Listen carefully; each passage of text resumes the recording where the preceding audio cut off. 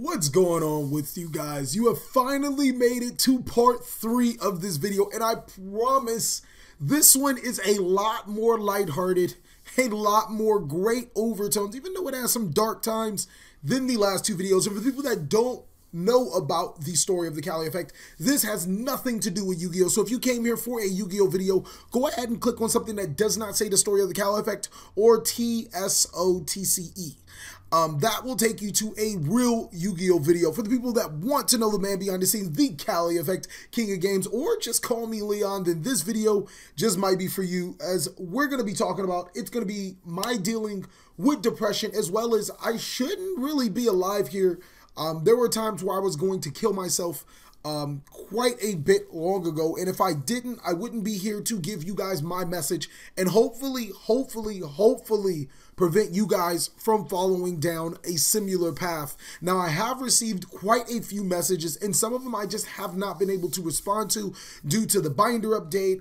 Making that one was completely terrible because it took like 2 weeks worth of my time and I still wasn't done on time, and just other various factors in my life. And I really do apologize that I haven't been able to get in contact with every single one of you guys, but I do appreciate you guys sharing me your story, and I am glad that I've had a positive impact on your story. But with that being said, let's get back into the story. And I actually have a list. I don't have a script, but I have a list that I'm going to be going through, which will help me guide you guys through this story. So basically, where we left off is that I met Amber again, and she actually decided to show up and not flake for the first time in her life. And I want to say that that was the most bittersweet moment of my life, not because I was going to kill myself when she showed up, but because the events that are going to transpire afterwards. But it definitely was a starting block to the person that I am now, because obviously that's my wife. So I see her again, and I just couldn't help but hold and kiss her and just thank her, because again, that was the day that I was just gonna say, fuck it, it's time to end this, you know, fuck this charade. And she showed up for me, and we get to talking, and I don't know exactly how I wound up. I think actually she pulled out her phone to check the time, and I see a picture of a guy on her phone.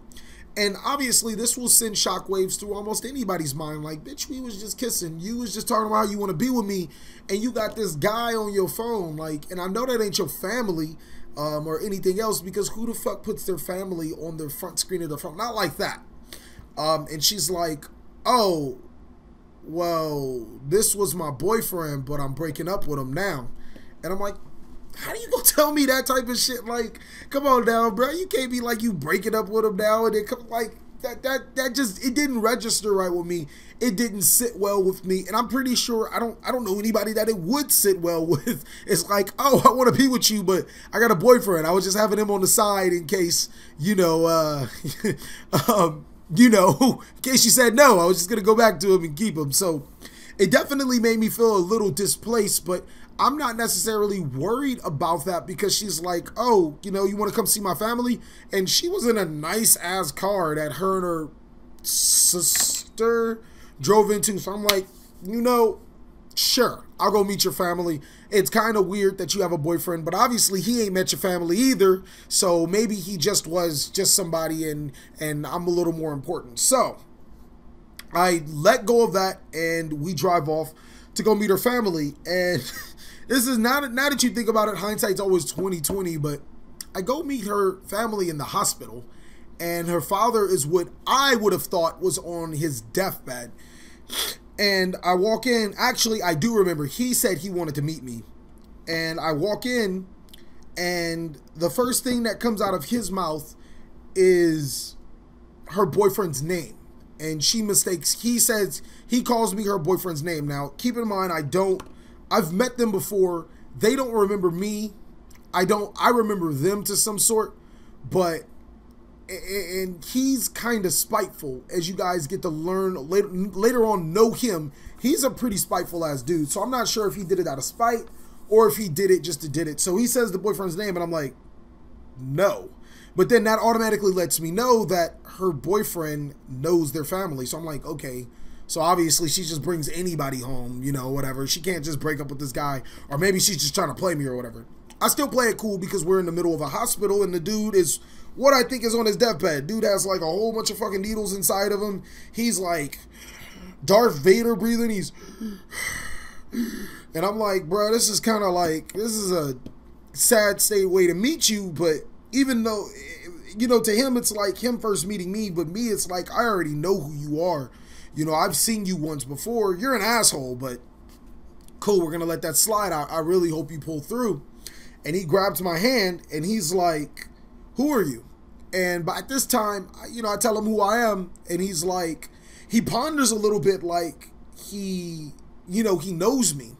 And then he's like, you're the dude that Amber has been talking about. And I'm like, yeah. And he was like, oh, okay. Well, if I do die, I know she's in good hands. And I'm like, you don't know me. Like, you would just talk all of me somebody else. Like, this is weird. Bro, I'm telling you, the whole entire hospital visit was weird. So I'm, you know, re-meeting her family. They, again, I guess they all have short-term memory because I know them. They just don't really know me. And, you know, we talk, and she takes me home from there. And that's where my trust issues start with Amber, is because not only did he call me her boyfriend's name, it just felt like a really awkward time to go meet her father in a hospital bed. Like, granted, that might be the last dying days, and if you really do like somebody, you probably would want your father's approval before, you know, you start talking to him. But at the same time, it's like, you know, it's so much shit going on with my life, and now you're just gonna bring me into this whole little thing. And now I'm looking at it and I'm like, I don't think it's time for me to die. And, you know, maybe it was God's plan to see him on that deathbed and to hear those words from him. Now that I think about it just right now, maybe it was God's plan, because it definitely made a movement in my life. It was like, okay, I have to live for these people. You know what I mean? I have to do it for her because she's in a hard time. And the way that I was just treated by my girlfriend, or being treated by my girlfriend, is something that I would never want to be treated. So I'm going to be there for her like the girl that wasn't there for me. So I'm there for her. He wound up pulling out through the hospital. Going to give you guys a spoiler alert for all of my videos that include him. This won't be the first time. This won't be the last time. This won't be the only time he goes to the hospital. He goes so many fucking times. All right, we're just gonna say he goes so many fucking times. It's just whatever. All right. So he winds up pulling through, and I finally wind up getting a job. Now, for the people that want to know what job my first job was, it was Walmart. I got kicked out of Walmart, or I got fired from Walmart. Wasn't a great employee, but who gives a shit? It's Walmart. My second job is at McDonald's, and I am like the most ecstatic guy. Not because I have a job at McDonald's, not because I'm working at McDonald's. It's because I finally have a way to pay my own way out. Like, when I was living with my friend of mine, Cortland, I was like selling my Xbox 360. I had some money saved up, such and so. But I was running out of money relatively fast, and I needed money. With him, or now that I have a job, I have a way to get more money, and I'm good. You know what I mean? And it's kind of ironic how I wound up getting this job. I spent so much time focusing on getting a job, it just didn't work out. Like, I literally would wake up, go around, apply, and it just did not work, and I was going insane. So I started playing Yu-Gi-Oh, and I just stopped caring about a job. Like, don't get me wrong, it's not like I stopped looking, but I would walk to the card shop, and the card shop was a good 45-minute walk.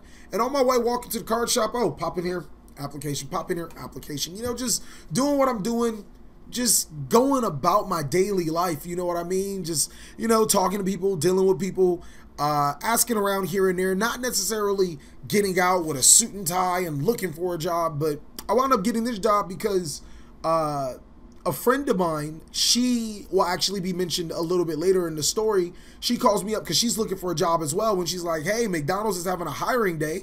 I pop up on a McDonald's job with a suit and tie, like, sure. At first, I wasn't even going to go. But I popped up there and I was like, sure, whatever. And I got the job on the spot. So cool. I have my own job. And then I want to say the second paycheck, I wound up getting one of the weeklies above them, above, I wound up moving out and getting into a weekly above them. So now it's less of a burden for them. I really do appreciate them for allowing me to stay with them.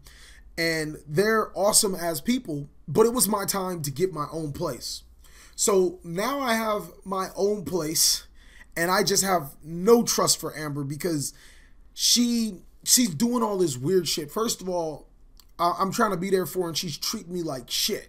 And I'm just like trying, you know what I mean? Like it's just so much stuff going on in my life, things that are coming up good for me, and it's things that aren't going up so well from her because her father at this time is in and out of the hospital, and it's a little more serious than every other time he goes to the hospital. So she's just treating me like straight up garbage. I remember going to her house a couple of times, and that dude was still on her phone. So I'm like, you got me fucked up, my nigga. Like, I'm chilling off of you. You got me straight up fucked up. So I start talking to other girls too. If she gonna talk to other guys, I'm gonna talk to other girls.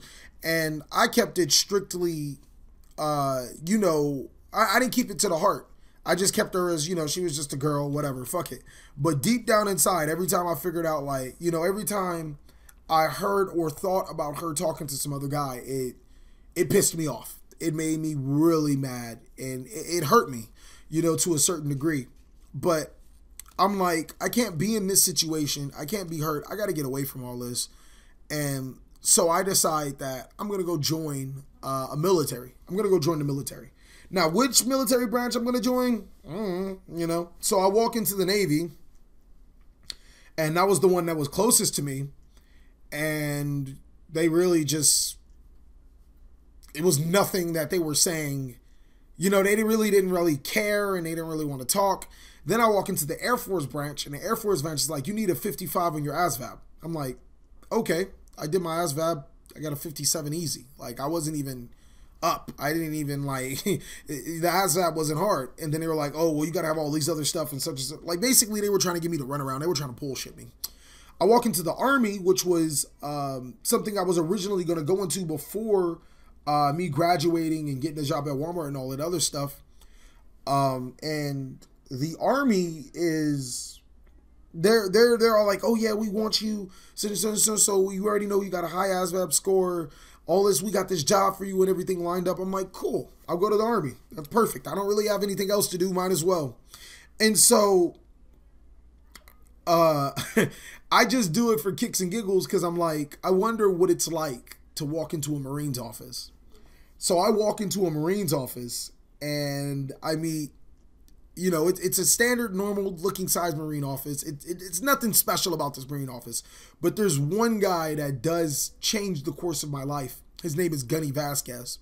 The second I walk in, he sees I have earphones in, and he looks at me and he's like, why the fuck you got earphones in? You don't come in here with earphones. You know what? Get the fuck out of my office. I'm like, nigga, I just have, like, bruh, I just walked in. Like, should I not be walking in with earphones? Like, but he's like, get the fuck out of my office, such and such, so. So I'm like, man, fuck you. And I walk out. And I just felt that was probably a rude ass experience. And I was like, the Marines just aren't for me. Obviously, respect everybody that's went over there, joined the Marines, went through basic, fought and did everything. But I was like, man, fuck that shit. If that's how they treat you, man, why the fuck would I want to go there? So, in between this time, I'm going to Amber's house occasionally, just for the weekends because I have my own house and I'm kind of alone. Like, it's literally just me, myself, by myself to my own house. And I'm trying to get Amber, to just come visit, come move in, come do all this. And she's just not doing it. And that's where that's where the trust issue gets on, because I'm like, why the fuck do you not want to come see your own dude that, he has his own place? Like, come on now. Like, there's something going on that don't feel right. But I'm going over her house occasionally, and it comes to a time where her father is in better health. He has a hospital bed in the house and it's downstairs, but he's like walking, talking, moving. He's just not going upstairs, I guess, and he's not like doing anything super extra. And so one night, it was like, I think we all lost track of time. It was 12 o'clock at night though. And I was like, all right, you know, it's time for me to go home. And they all look at me like, you're going to go home at 12 o'clock at night? You're going to take the bus?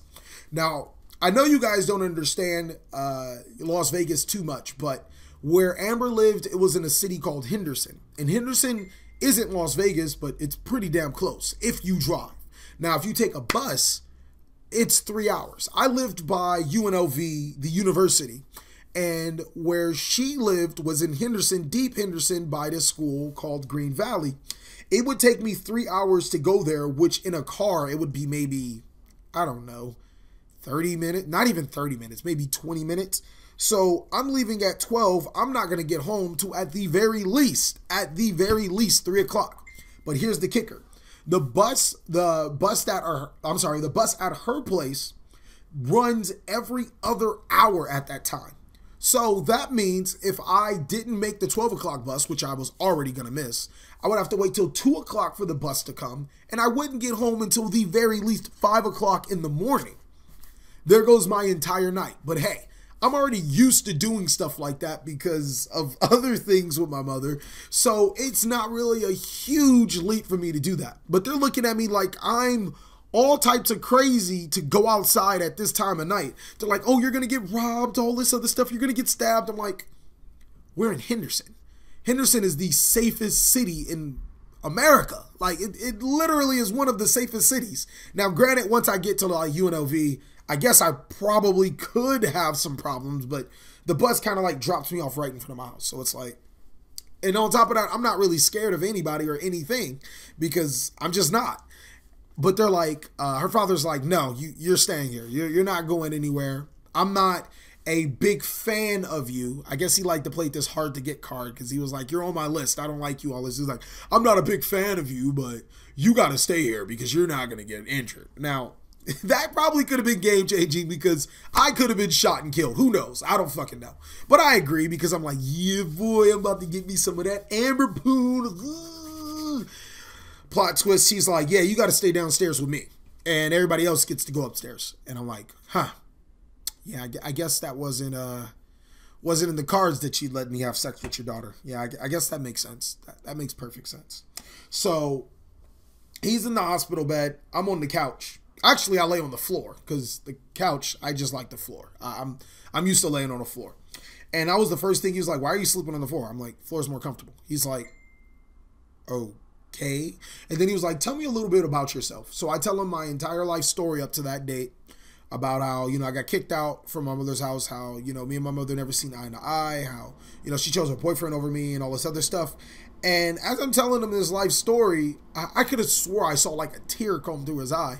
But it wasn't like, oh, I feel bad for you tear. It was like, damn, like, you know, this is kind of strange tear. And he was like, I can see why Amber likes you. And I'm like, the fuck? He was like, yeah, you're just like me. I'm like, I'm going to be in a hospital bed when I grow up? And obviously in the back of my head, I'm saying this.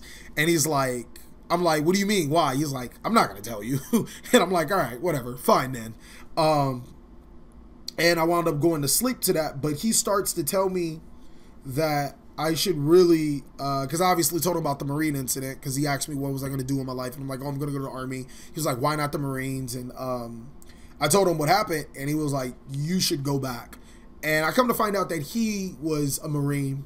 So he starts telling me about, you know, the story of his life, not necessarily like his childhood, but like his time with the Marines and its honor and its family, just basically filling me the whole spiel, and I buy it. I am not a buyer, but I bought it. If you guys were to try to sell me something, really hard to sell a salesman because it's hard to bullshit a bullshitter. And I swear all sales are bullshit or I'm just frugal as fuck. Either one, that's probably going to happen. And he sold me hook, line, and sinker. So now I go back home and I am rejuvenated. I want to be a Marine. So I call up the main branch, not the guy that's over him. Like, look, I'm trying to be a Marine, all right? So can I just deal with you? Because my nearby recruiter, he's a dickhole. I don't want to fucking, you know, like, I'd rather just deal with him. He's a terrible fucking person, but that's not going to stop me from being it. Dude winds up saying, okay, I understand that. Let me call you back. He hangs up. the dude that originally kicked me out, he calls me up. He's like, hey, man, it takes guts to you know, to still want to be in here after what I did. You know, I apologize.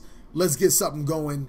I see that you're really, really into this and you really want to do that. I'm like, cool.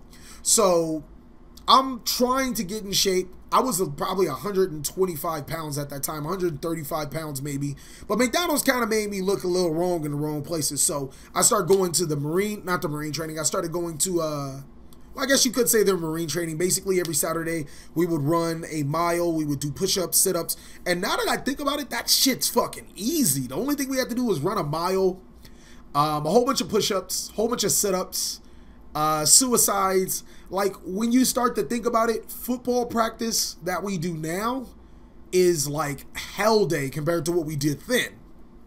Other than the mile. But you could run the mile in like, I think 15 minutes. So I could have walked the damn mile. I can run a mile in like 7 minutes at that time. Probably even 5 minutes if I really tried. So I could have walked the damn mile and would have been okay. But at that time, it was hell. And getting in shape, you know, trying to learn all the branches and all this other stuff, I was like, you know what? I'm going to put music to the side. I'm going to quit music, and I'm going to focus on being a Marine. I'm like super stoked. I'm excited to being a Marine, and I'm going back and forth to Amber's house, and me and her family, we start to get more connected. Now, the more me and Amber's family start to get more connected, the more Amber starts to push away from me. And it was interesting to figure that out, but I guess you guys can attribute that to, oh, the girl likes the bad boy, and you know, or the girl likes what the father hates, but since the father doesn't hate him, she doesn't like me anymore. Maybe it was that going on. I'm not 100% sure. I'm actually gonna have to talk to her once I see her. So she starts being a dick more and more. She's talking about how she's going to all these parties and how she's doing all this stuff, and she's not like posting it on like Facebook or anything. She's like telling me, oh, I'm going to go to this party such and so-and-so. I'm like, I'm not going to stop. I have no way to stop you. So do whatever you want to do. And it's to a point where I'm like, look here, bitch. If you're going to do all this shit, I don't want to be with you. Little did I know, Amber was just saying that shit. She was going to Mormon parties. She was telling me how she was going to all these parties. These were fucking Mormon gatherings. And if you guys have ever dealt with Mormons, it's not a party. It's not a party. Especially the ones in Henderson. Oh my God, man. Their parties are drinking soda. So, and no disrespect to the people that are Mormon. No disrespect. But I'm telling you, you got to think how I'm thinking right now. Everything, all this is going through my mind, and I'm like, oh my God, she's like partying. And this is back when jerk music was like the thing. So, you know, the freaky type shit that kids are doing now, that just started for us. And I'm like, oh my God, this is fucking, I can't be with this girl. It's just like too much. She already humping on dudes and all that. Fuck this bitch. But she is legitimately going to Mormon parties, trying to pose off as their parties just to make me mad. So whatever. But I wound up breaking up with her. And I'm like, fuck you, I'm done. This is probably around her graduation. So, or no, it's a little bit before her graduation. So I break up with her and I'm like, you know, I just can't deal with you. You're doing all this other stuff. So I started talking to one of my exes, and I'm not talking to one of my exes because I want to be with her. Let's just clear that out right now. I had no intentions of being with her. She actually did music, and I wanted to actually start music again. I have my Marine workout. I had Amber, and you know, in her family. But now since I have more free time, I think I'm going to use that free time to make more music. And I felt a lot of hurt and pain throughout that time. So I still remember this poem. It's actually a song. Let me see if I can look it up on YouTube. Shit. So we got to type in Marcus Cali. And it is up here. Okay, so basically you guys just type in Marcus Cali. It is the first, second, third. It is the fourth one, and it says it shows. And I made this song because of Amber. And you know, I didn't want to be with her, but basically I'm going to give you guys a little snippet. It actually started off as a poem. I, you know, read it to my friend, and she was like, you got to make this into a song. And if I remember correctly, it goes, look at my phone and my ex keep messaging me. saying why the hell you left me, and I'm breathless, so I can't speak. So every time she calls, she only hear my heartbeat. I swear you did me wrong, and I ain't innocent, but you the one that got me feeling all extra tense. Blowing up my phone, here we go again, telling how much you love me up in your messages, but you went too far up off the deep end, and I don't know if we'll ever be able to turn again. You took another guy's arms and left me weeping. I gave you my soul, so now I'm reaping. I can't see you cause I can't think cause I see you when I'm dreaming. I can't think cause I see you. I can't sleep cause I see you when I'm dreaming. I can't breathe cause fuck, I can't remember. Hold on. Give me one more time. Let me go over it. I'm gonna do it one more time. Okay, so I had to look at the lyrics, or not look at the lyrics, listen to the song a little bit. Again, listen to that song if you guys like it. Just let me know down below in the comment section. But look at my phone and my ex keep messaging me, saying why the hell you left me, and I'm breathless, so I can't speak. So every time she calls, she only hear my heartbeat. I swear you did me wrong, and I ain't innocent, but you the one that got me feeling all extra tense. Blowing up my phone, here we go again, telling how much you love me up in your messages, but you went too far up off the deep end, and I don't know if we'll ever be able to turn again. I gave you my... Fuck, I can't do it. Okay, it's like, I can't believe that you had me all weekend. I can't sleep because I see you when I'm dreaming. Now I'm dozing off, daydreaming. I can't avoid the inevitable. And basically, I ended it right there.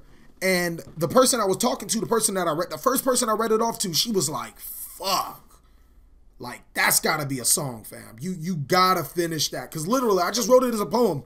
But she was like, that's just gotta be that's gotta be it. You gotta make that a song. So I wound up making it a song, and we wound up uploading it. Obviously, it's 6 years old. It didn't get into production until a little later, because I'm pretty sure Isaiah was born at the time. But no, basically, it was a song a long time ago, or it was a poem a long time ago. Then it became a song, and I finally recorded it and then put it on YouTube or whatever. But basically, that went down, and after I wrote that song, it started a pretty long trend of me doing some real fucked up shit. Like, bringing females upon females. Like, I was single, so I was bringing females over, fucking them, kicking them out. Like, I was just a complete douche. Like, I just didn't have any type of emotion towards any woman in a positive note. I had really big problems with my mother still. The love of my life, she out there, at least I thought she was hoeing. And basically, I just didn't have, any respect for women, at least how I wanted to, or how I should respect women, in my opinion now. And I was just, we don't love them. We don't love them. We don't love them. We just fucking, we don't love them. Okay, I just made that up, but still. And it's, now that I think about all of the women, that's a lot of women to have over. It was pretty tragic. It was this one girl, she was going to be a Marine as well, and I think she really liked me, but I did her pretty fucking dirty. And I don't want to say I'd go back. I don't want to say I regret it, but if I could do it differently, I don't think I would do her. I don't think I would do her that wrong. And she really, like, she wanted to have sex with Tyrese playing in the back. I'm like, no, we just fucking, bro. We just fuck. And I'm glad that she's doing better in her life. But some people, they come in your life and you fuck over, and some people, you come in their life, or they come in your life and they fuck you over. And I think I paid for my sins with all of those women, because, man, it was a lot of fucking women. But a little while later, I want to say maybe a month and a half later, Amber calls me up. I'm like, what the fuck do you want? And she tells me she's pregnant. And that's how we're going to end this story, part 3. And I know it's kind of crazy how, she just calls me up and she says she's pregnant. It's actually a long story to this, and I swear I want to smack that. As soon as she gets home, I'm probably going to smack the shit out of her when I see it, because she just told me the truth about this fucking last week. Like when I did the last story of the TheCaliEffect, she told me the truth. She did not know she was pregnant, but she was talking to her friends, and her friends were like, you know, she was like, oh, I really miss him and everything. I was just doing that just to make him jealous. Like, everything that she's done was just to, like, test me and some other shit. And she was like, I don't know if I want to tell, you know, I want him back, but I don't want him, you know, I don't want to say that I want him back, because if I call him and tell him I want him back and he says no, I don't know what to do. So they were like, just tell him you're pregnant. And she did that. She actually got a friend's pregnancy tested, showed it to me, and she was like, I'm pregnant. And yeah, that's basically how we got back together. So she's a fucking douche. I'm probably going to smack her when I see her. And that's fucked up. But as you guys can see, the development of depression, I just worked through it. I worked through it. Look at everything that I've done in between my depression and now. You know, I met her family. I got my own job in my own place. You just got to push through it, fam. You have to. And I know it's hard, but you got to push through it. Part 4 won't be I almost died. Part 4 will be about I guess we'll talk about Isaiah. It won't really be a part 4, but we'll talk a little bit more about my past life, and it'll be basically getting out. And we're still there. We're there for a couple of years, but I don't want that to be the main focus. I want the main focus to be about, you know, fighting and surviving and making your life better. So thank you guys so much. I know this was a pretty long one, but I hope you guys enjoyed it. If you guys did, please give this video a thumbs up. It lets me know that you guys appreciate it. Look, I don't care if this video has 300 fucking likes. I obviously didn't make it for a popularity contest, but if this video does get like 170, 200 likes out of the 300 likes, I know we're doing something well. So please, please, please like this video, and I will catch you guys tomorrow for a Yu-Gi-Oh video, and next week on Sunday for a no Yu-Gi-Oh video. I got some football to play actually today. Catch you guys later, guys.